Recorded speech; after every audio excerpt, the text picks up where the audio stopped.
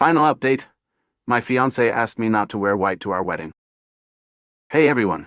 I'm back with the last update. This is a bit long, so buckle up. Some people reach to disrespect me. I honestly don't care if you don't believe my story or find me annoying, but messaging me, calling me names, being disrespectful, and/or saying I shouldn't wear white to my own wedding is classless. I won't respond, and I genuinely hope you all get the help you need for whatever trauma makes you that much of an angry person. To all the people who have reached out with positive vibes and advice, thank you so much, you cutie patooties. Anyway, John and I met up after work and we headed to pick up Dan. John's aunt couldn't make it. My dad was meeting us there. I had really bad anxiety. I told Dan and Dad they should give us a few before knocking so she doesn't feel ambushed. They agreed. Here's the part everyone was waiting for. We get to Debbie's. My heart feels like I'm going up the world's tallest roller coaster slowly. John is quiet. We get there and he gives her a firm but respectful, "Hey, Mom." We sit down. John tells her we came to talk to her. She asked, "What's wrong?" John got right into it. He bluntly said to her that her actions toward me for years have been petty. Her not showing up for any of our wedding events was unacceptable to him. He flat out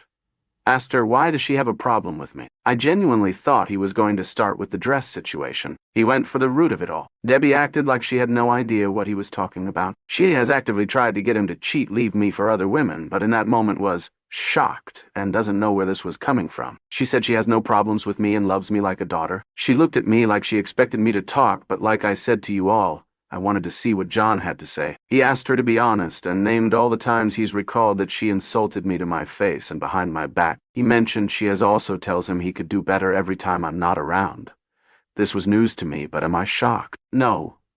Deb was livid. She genuinely couldn't believe he outed her like that. She starts going off on him, calling him disrespectful, and saying he was disrespecting his own mother for an outsider. She kept saying, "I know she made you do this. I know she's the one making you disrespect me like this." John was trying to reason with her and get her to calm down. I text Dan and my dad to come in. Once they were inside, Deb became a different person. She was startled as she wasn't expecting them. And then all of the things she was just saying went out of the window. She turned to Dan and my dad and said John walked in and just started yelling at her because of me. My dad looked at me and I shook my head no. Once Dan and Dad got in, everything was calmer for a little while. She went back to denying she didn't like me. They all told her that it was obvious, that the dress request was shameful of her. She immediately replied, "It's shameful that I won't let her son spend time with her." John said that's not true. At this point, I'm burning inside. I wanted to correct all of her inaccuracies, but I stood quiet. John asked her what's the real issue with OP. Deb starts saying how she knew I was going to be an issue since we were in HSF. She said that once John got with me, his grades started dropping, which isn't true. That he stopped making time for family. Also, not true. That he once didn't show up to celebrate Mother's Day with her a few times because of my birthday. My birthday is in April. Mother's Day is in May.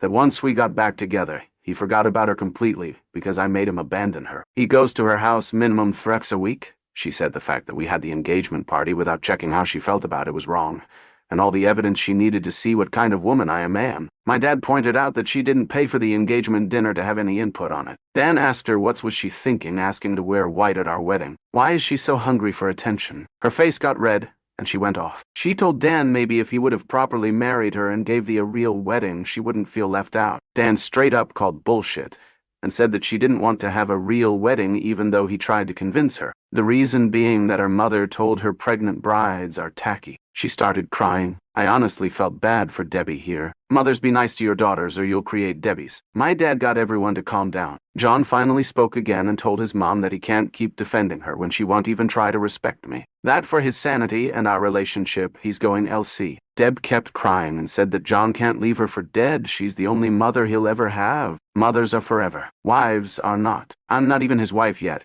and I'm already tearing apart the family. He kept going. He told her that we are going to get married. She can't respect me or stop crossing boundaries. She'll get cut off completely. That his visits are dropping down to 1 every 2 weeks and that she needs to call less. She started going off. She knew it. I'm doing something to him. What did I do to her son? I'm a manipulator and a problem. She told my dad he raised a demon. My dad shot back at her to watch her mouth. John kept shouting, "Mom, stop! Mom, stop!"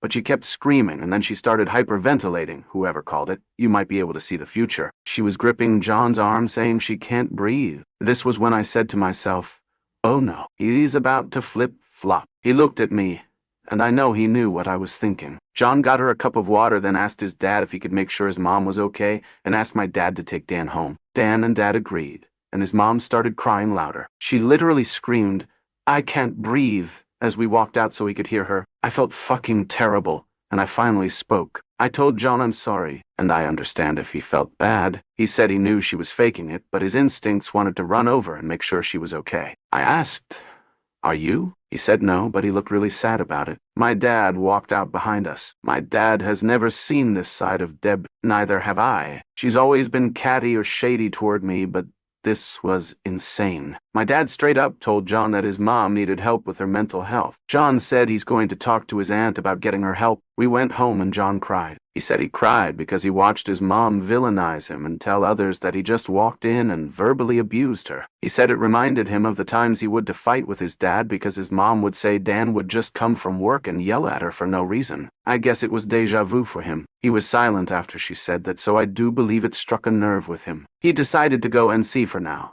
I did ask him if he was okay with me posting this part, and he said yes.